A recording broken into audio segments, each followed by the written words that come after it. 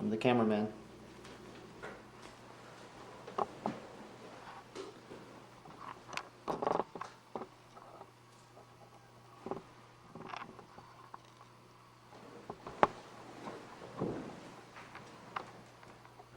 Okay, I want to thank y'all for joining me today. My name is Rhonda Davidson. I'm going to be your presenter. Let's see, where did I start at? I'm a former Houstonian. Is there anyone else in here that grew up in the Houston area? You did? What side? Over in the northwest side by Katy. Okay, well, that's pretty close. I was on northeast, so we weren't that far away from each other. Houston's grown so rapidly here lately that nowadays it would be quite a world apart. Let's see, I'm 50 years old. My parents are Randall and Paulette Taylor, who's shown here celebrating their 50th anniversary.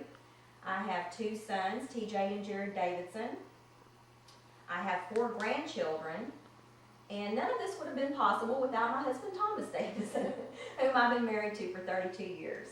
I used to work for New Caney ISD about 10 years ago, and I worked as an inclusion aide.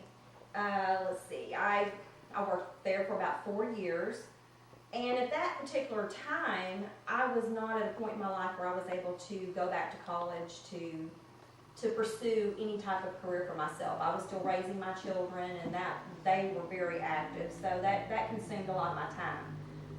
I've recently, I guess within the last 2 years, I went to back to work for New Caney ISD, and I work in the Applied Skills Department. The teacher that I work with now suggested that I go back to college and get my degree in teaching, and that got me to thinking that, you know, I could use a little financial stability these later years of my life. I've already said that I've got 4 grandchildren, but I've only got 3 of them pictured here. My youngest son that lives in Arizona, he has 3 of my 4 grandchildren.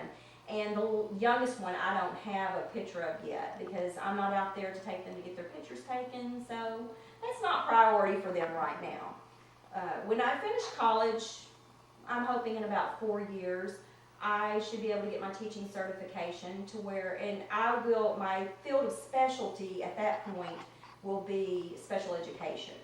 I don't know whether or not it'll still be in an applied skills class or if it'll be in some sort of resource class. I'll just have to see what's available at that time, and I may even go further to try to get my ESL certification because I know that there's a big need for that right now.